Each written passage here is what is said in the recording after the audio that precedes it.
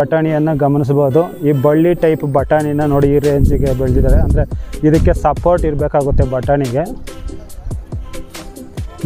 Support ಇರಬೇಕಾಗುತ್ತೆ. ಮತ್ತು ಎರಡು ರೀತಿಯ ಬಳ್ಳಿಗಳು ಇದು ಬಟಾಣಿ ಅಂತ ಹೇಳಿದ್ನಲ್ಲ, ಇದು ಬುಷ್ ಟೈಪ್ ಬಟಾಣಿ. ಈ ಬಟಾಣಿಗೆ ನೀವು ಈ ಕಡೆ ಗಮನಿಸ್ತಾ ಬಟಾಣಿಗೆ ಬುಷ್ ಟೈಪ್ ಇರುತ್ತೆ. ಇದಕ್ಕೆ ದಾರ ಕಟ್ಟೋ ಅವಶ್ಯಕತೆ ಮಾತ್ರ ಡಿಫ್ರೆಂಟ್ ಆಗಿದೆ. ನೋಡಿ, ಒಂದು ಗಿಡಕ್ಕೆ ಈ ರೇಂಜಿಗೆ ಕಾಯಿ ಬಂದಿದೆ. ಚೆನ್ನಾಗಿ ಮೇಂಟೈನ್ ಮಾಡ್ತೀನಿ ಅಂದರೆ ಒಂದು ಎಕರೆಗೆ ಒಂದು ಮಿನಿಮಮ್ 15 ಟನ್ ಬೆಳೆ. ಇದು ತುಕ್ಕು ರೋಗ ಯಾವುದೂ ಇಲ್ಲ, ತುಕ್ಕು ರೋಗ ಬರೋದಿಲ್ಲ ಸರ್. ಎಲ್ಲರೂ ಇದೆ ನೋಡಿ, ಬರೋಲ್ಲ.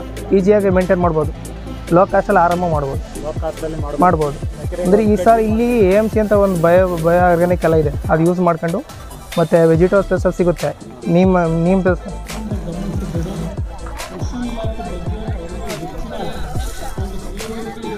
ನಮಸ್ಕಾರ, ನಮ್ಮ ಚಾನಲ್ನ ವೀಕ್ಷಕರಿಗೆಲ್ಲ ಸ್ವಾಗತ. ನೋಡ್ಬೋದು ನೀವು, ಈ ಬೆಳೆನೇ ವಿಚಿತ್ರವಾಗಿ ಡಿಫ್ರೆಂಟ್ ಆಗಿದೆಯಲ್ಲ. ಇದು ಫಸ್ಟ್ ಟೈಮ್ ನಾವು ನೋಡಿರೋದು. ನೋಡೋದಕ್ಕೆ ಸಾಮಾನ್ಯವಾಗಿ ಪ್ರಾರಂಭದಲ್ಲಿ ಕುಂಬಳಕಾಯಿ ಗಿಡನೇ ಅಂತ ಕನ್ಫ್ಯೂಸ್ ಆಗ್ಬಿಟ್ಟಿದ್ವಿ.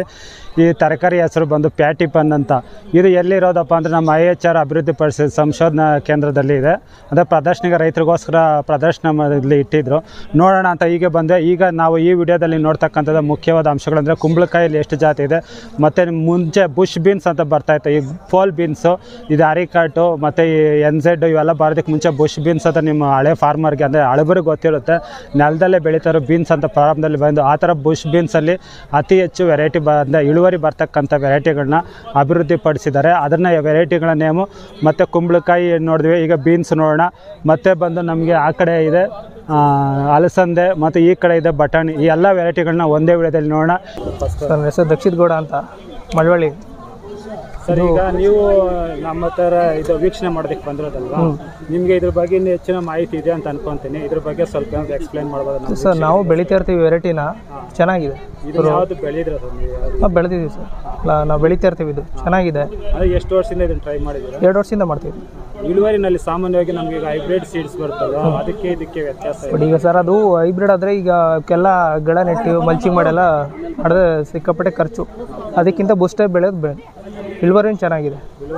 ಚೆನ್ನಾಗಿದೆ.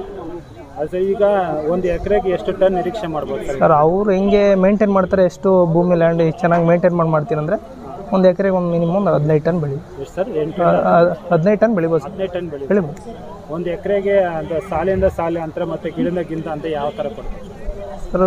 ಡ್ರಿಪ್ ಆದರೆ ಈ ಥರ 3 ಅಡಿ ಮಾಡ್ಕೊಂಡ್ರೆ 3 ಸೈಡ್ ನೆಡ್ಬೋದು, ಮುಕ್ಕಾಲು ಅಡಿಗೆ. ಇನ್ನು ನಾವು ಡೈರೆಕ್ಟಾಗಿ ಆಯ್ಸು ನೀರು ಆದರೆ ಅವ್ರು 2.5 ಅಡಿಗೆ ಜೋಳ ನೆಡ್ತಾರಲ್ಲ, ಆ ಥರ ಮಾಡ್ಕೊಂಡು ಮುಕ್ಕಾಲು ಅಡಿಗೆ ಒಂದು ಸಾಲಿಂದ ಗಿಡಕ್ಕೆ ಮುಕ್ಕಾಲು ಅಡಿ, ಸಾಲಿನಿಂದ ಸಾಲಿಗೆ 1.5 ಅಡಿ. ಬೆಳೆ ಚೆನ್ನಾಗಿದ್ದಾದರೆ ಎಷ್ಟು ಕೊಯ್ಲು ತಗೋಬೋದು ಸರ್? ಒಂದು 15ರಿಂದ 20 ಕೊಯ್ಲು ಕೊಯ್ಬೋದು ಸರ್. 15ರಿಂದ 20 ಕೊಯ್ಲು. ಬಟ್ ಒನ್ ಡೇ ಬಿಟ್ಟು ಒಂದಿನ ಹಾರ್ವೆಸ್ಟ್ ಮಾಡಬೇಕು. ಆ ರೀತಿ ಡೇ ಬೈ ಡೇ ಮಾಡಿ ಒಂದೇ ಬಿಟ್ಟಿಲ್ಲ ಅಂದರೆ ಅದು ಒಳಗಡೆ ಬೀಜ ಬಂದುಬಿಡ್ತದೆ. ನಾರಿಲ್ಲ ಯಾವುದಲ್ಲೂ, ಬೀಜ ಬಂದುಬಿಡ್ತದೆ ಬೇಗ.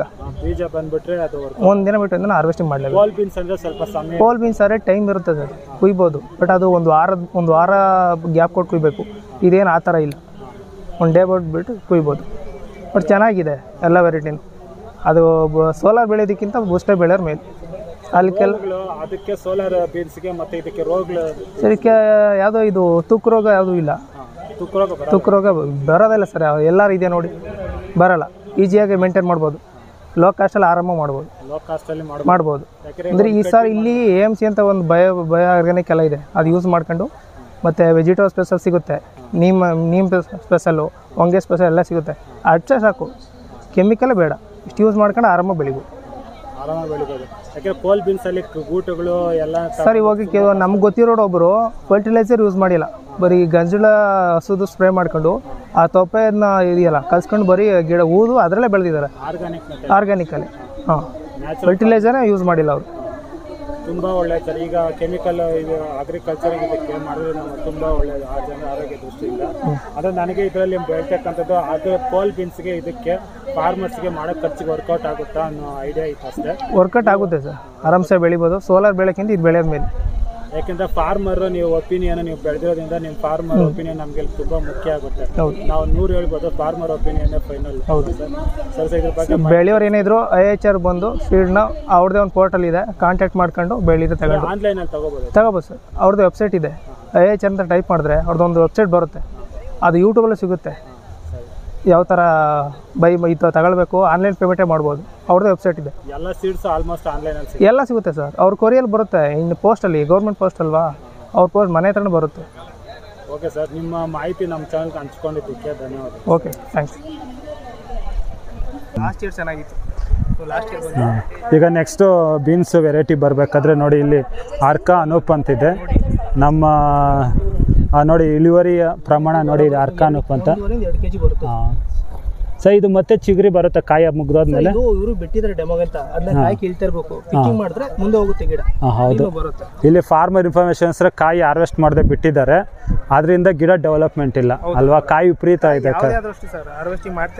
ಹೌದೌದು. ಈಗ ನೆಕ್ಸ್ಟ್ ವೆರೈಟಿ ಬಂದು ಅರ್ಕಾ ಕೋಮಲ್ ಸೆಲೆಕ್ಷನ್ 9 ಅಂತ ಇದೆ. ಇದು ವೆರೈಟಿಗಳನ್ನು ಮತ್ತು ಇವೆಲ್ಲ ನಿಮಗೆ ಒಂದು ಇದಕ್ಕೆ ಅಂದರೆ ಇನ್ಫಾರ್ಮೇಷನ್ಗೋಸ್ಕರ ನಾವು ವೆರೈಟಿಗಳನ್ನ ತೋರಿಸ್ತಾ ಇದ್ದೀವಿ. ಈಗ ನೆಕ್ಸ್ಟ್ ಹಾಗೆ ಬೇಕಾದ ಅರ್ಕಾ ಶರತ್ ಅಂತೇಳಿ ಈ ವೆರೈಟಿಗಳೆಲ್ಲ ಇದೆ. ಅಂದರೆ ನಮಗೆ ಖರ್ಚು ಕಡಿಮೆ ಮತ್ತು ಹೆಚ್ಚಿನ ಇಳುವರಿಯನ್ನು ನಿರೀಕ್ಷೆ ಮಾಡಬಹುದು ನಮ್ಮ ಫಾರ್ಮರ್ಸು. ಇಳುವರಿ ನೋಡಿ ಪೆನ್ಸಿಲ್ ಬೀನ್ಸ್ ರೀತಿಯೇ, ಪೆನ್ಸಿಲ್ ಬೀನ್ಸ್ ರೀತಿಯೇ ಇದೆ ಅಲ್ವ ಸರ್ ಇದು? ಹಾಂ, ಅದು ನೀವೇನು ಹಬ್ಬಿಸ್ತೀರಾ ಅದು ಹಬ್ಸೋದೇ ಬೇಡ. ಹೌದಾ? Same pencil beans. ಹಾಗೆಯೇ ಈಗ ಬೀನ್ಸ್ಗಳನ್ನು ನೋಡಿದ್ವಿ, ತುಂಬ ಕಡಿಮೆ ಖರ್ಚು, ಯಾಕೆಂದರೆ ಪೋಲ್ಸ್ ಅವಶ್ಯಕತೆ ಇರೋದಿಲ್ಲ, ದಾರಗಳ ಅವಶ್ಯಕತೆ ಇರೋದಿಲ್ಲ. ಆ ರೀತಿ ಕಡಿಮೆ ಖರ್ಚು ಮುಂಚೆ ಬೆಳೀತಾಯಿದ್ರು, ಇತ್ತೀಚೆಗೆ ಫಾರ್ಮರ್ಸ್ ಅದನ್ನು ಇನ್ವೆನ್ಷನ್ ಮಾಡ್ಕೊಂಡಿದ್ದಾರೆ. ಇದನ್ನು ತುಂಬ ಇಳುವರಿ 15ರಿಂದ 20 ಟನ್ ಬೆಳೆಯೋದು ಒಂದು ಎಕರೆಗೆ ಅಂತ ಹೇಳ್ತಾಯಿದ್ದಾರೆ. ಈಗ ನೆಕ್ಸ್ಟು ನೋಡಬೇಕಾದ್ರೆ ಅರ್ಕಾ ಸೂರ್ಯಮುಖಿ ಅಂತ ಇದೆ, ಕುಂಬಳಕಾಯಿ ಗಿಡ. ಇದು ಅರ್ಕಾ ಸೂರ್ಯ ಕುಂಬಳಕಾಯಿ ಗಿಡ ಅಂತ. ಇದರಲ್ಲಿ ಕುಂಬಳಕಾಯಿಗಳು ಸದ್ಯಕ್ಕೆ ಬಂದಿಲ್ಲ ಅನ್ಕೊತೀನಿ, ವೆರೈಟಿನ ಗಮನದಲ್ಲಿ ಇಟ್ಕೊಳ್ಳಿ ಅಂತ ನಾನು ತೋರಿಸ್ತಾ ಇದ್ದೀನಿ. ಈಗ ನೆಕ್ಸ್ಟು ಬಂದು ವೆರೈಟಿಗೆ ಹೋಗ್ಬೇಕು. ನೆಕ್ಸ್ಟು ಕುಂಬಳಕಾಯಿಯಲ್ಲಿ ಅರ್ಕಾ ಚಂದನ್ ಅಂತ ಇದೆ. ಇದರ ಗಿಡದ ಬೆಳವಣಿಗೆ ಚಿಕ್ಕದಾಗಿರುತ್ತೆ ಮತ್ತು ಕಾಯಿಗಳನ್ನು ಮತ್ತು ಶೇಪನ್ನು ನಿಮಗೆ ತೋರಿಸ್ತೀನಿ ಯಾವ ರೀತಿ ಇದೆ ಅಂತ. ಇದು ಡಿಫ್ರೆಂಟಾಗಿದೆ, ಕಾಯಿಯ ಗಾತ್ರ ಶೇಪು ಎಲ್ಲ ಡಿಫ್ರೆಂಟಾಗಿದೆ ಕುಂಬಳಕಾಯಿ. ಮತ್ತು ನಮ್ಮ ನಾರ್ಮಲ್ ಕುಂಬಳಕಾಯಿಗೆ ಇದಕ್ಕೆ ಶೇಪಲ್ಲಿ ವ್ಯತ್ಯಾಸವನ್ನು ನೀವು ಗಮನಿಸಬಹುದು. ಸ್ಯಾಂಪಲ್ಗೆ ತೋರಿಸಿದ್ದೀನಿ. ವೆರೈಟಿ ಕೇಳಿದ್ವಲ್ಲ, ಈ ವಿಡಿಯೋದಲ್ಲಿ ಹೇಳಿದಾಗೆ ಎಲ್ಲ ಬೀಜಗಳು ಬೇಕಾದ್ರೂ IAHR ಪೋರ್ಟಲಿಂದ ನೇರವಾಗಿ ಖರೀದಿಸ್ಬೋದು. ಆನ್ಲೈನ್ ಪೇಮೆಂಟ್ ಎಲ್ಲ ಇರುತ್ತೆ. ಮತ್ತು ಇದು ಅರ್ಕಾ ಸುಮನ್ ಅಂತೇಳಿ ಇದರಲ್ಲಿ ಏನೋ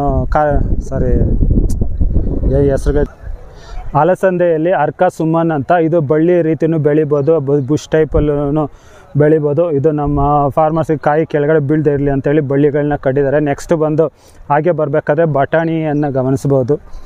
ಬಟಾಣಿನಲ್ಲಿ ಈಗ 2 ರೀತಿಯ ಬಟಾಣಿಗಳನ್ನು ನೀವು ಗಮನಿಸಿ. ಒಂದು ಬಳ್ಳಿ ಟೈಪ್ ಬಟಾಣಿಯನ್ನು ಗಮನಿಸ್ಬೋದು. ಈ ಬಳ್ಳಿ ಟೈಪ್ ಬಟಾಣಿನ ನೋಡಿ ಈ ರೇಂಜಿಗೆ ಬೆಳೆದಿದ್ದಾರೆ. ಅಂದರೆ ಇದಕ್ಕೆ ಸಪೋರ್ಟ್ ಇರಬೇಕಾಗುತ್ತೆ, ಬಟಾಣಿಗೆ ಸಪೋರ್ಟ್ ಇರಬೇಕಾಗುತ್ತೆ. ಮತ್ತು 2 ರೀತಿಯ ಬಳ್ಳಿಗಳು ಇದು ಬಟಾಣಿ ಅಂತ ಹೇಳಿದ್ನಲ್ಲ, ಇದು ಬುಷ್ ಟೈಪ್ ಬಟಾಣಿ. ಈ ಬಟಾಣಿಗೆ ನೀವು ಈ ಕಡೆ ಗಮನಿಸ್ತಾ ಬಟಾಣಿಗೆ ಬುಷ್ ಟೈಪ್ ಇರುತ್ತೆ, ಇದಕ್ಕೆ ದಾರ ಕಟ್ಟೋ ಅವಶ್ಯಕತೆ ಇರೋದಿಲ್ಲ. ಅಂದರೆ ಸುಮ್ಮನೆ ಇದು ಪೇಪರ್ ಮೇಲೆ ಬಿಸಿಗೆ ಬೀಳುತ್ತೆ ಅನ್ನೋ ರೇಂಜಿಗೆ ಬಿಟ್ಟಿದ್ದಾರೆ ಹೊರತು ಇದಕ್ಕೆ ದಾರದ ಅವಶ್ಯಕತೆ ಇರೋದಿಲ್ಲ ಅಂತ ಹೇಳ್ತಾರೆ ಈ ಬಟಾಣಿನಲ್ಲಿ. ಇದರ ವೆರೈಟಿ ಬಂದು ತಿಳ್ಕೊಳ್ಳೋಣ. ಈಗ ಇಲ್ಲಿ ನೀವು ದಾರ ಕಟ್ಟಿ ಸಪೋರ್ಟಿವ್ ಆಗಿ ಬೆಳೆದಿರ್ತಕ್ಕಂಥದ್ದು ಬಟಾಣಿ ಹೆಸರು ಅರ್ಕಾ ಚೈತ್ರ ಅಂತ. ಈ ಬಟಾಣಿ ಇಳುವರಿ ಅಷ್ಟೇ ತುಂಬ ಉತ್ತಮವಾಗಿದೆ. ಮತ್ತು ಸಾಲಿನ ಅಂತರನೂ ಗಮನಿಸ್ಬೋದು, ತುಂಬ ಹತ್ರನೇ ಇದೆ. 2ರಿಂದ 2.5 ಅಡಿಗೆ ಒಂದು ಸಾಲಿನ ಅಂತರ ಇದೆ. ಈಗ ಅಲ್ಲಿ ಸಪೋರ್ಟಿವ್ ಬಟಾಣಿ ನೋಡಿದ್ವಿ, ಬುಷ್ ಟೈಪು ಯಾವುದೇ ಸಪೋರ್ಟಿವ್ ಇಲ್ಲದೆ ಮಾಡಿರ್ತಕ್ಕಂಥ ಬೆಳೆ ಅಂತಲೇ ಹೇಳ್ಬೋದು. ಅರ್ಕಾ ಅರ್ಜಿತ್ ಅಂತ. ಇಲ್ಲಿ ಮಲ್ಚಿಂಗ್ ಪೇಪರ್ ಮೇಲೆ ಅದು ಬಿಸಿ ತಾಗುತ್ತೆ ಅನ್ನೋ ಒಂದೇ ಒಂದು ಕಾರಣಕ್ಕೋಸ್ಕರ ಅದನ್ನು ಕಟ್ಟಿದ್ದಾರೆ ಹೊರತು ಇದಕ್ಕೆ ಸಪೋರ್ಟ್ ಕೊಡೋ ಅವಶ್ಯಕತೆ ಇಲ್ಲ ಅಂತ ಹೇಳಿದ್ದಾರೆ. ಅಂದರೆ ಕಾಯಿಯ ಗಾತ್ರ ಶೇಪು ಮತ್ತು ಎಲ್ಲನೂ ಮಾಮೂಲಿ ಬಟಾಣಿಗಿಂತನೂ ಸ್ವಲ್ಪ ವಿಭಿನ್ನವಾಗಿ ಇರೋದನ್ನು ನೀವು ಗಮನಿಸಬಹುದು. ಇಲ್ಲಿ ಕಾಯಿಯ ಗಾತ್ರ ತುಂಬ ದಪ್ಪ ಇದೆ, ಬೀಜನೂ ಅಷ್ಟೇ ತುಂಬ ದಪ್ಪ ಬರುತ್ತೆ ಅಂತ ಅಂದ್ಕೊಂಡಿದ್ದೀನಿ. ಮತ್ತು ಬಟಾಣಿನಲ್ಲಿ ಮತ್ತೊಂದು ಸಪೋರ್ಟಿವ್ ಆಗಿ ಬೆಳೀತಕ್ಕಂಥದ್ದು ವೆರೈಟಿ ಅರ್ಕಾ ಪ್ರಿಯ ಅಂತ. ಕಾಯಿಯ ಗುಣಮಟ್ಟ, ಕ್ವಾಲಿಟಿ ಮತ್ತು ಈಲ್ಡ್ ಎಲ್ಲ ಇಳುವರಿಯನ್ನು ಗಮನಿಸ್ಬೋದು.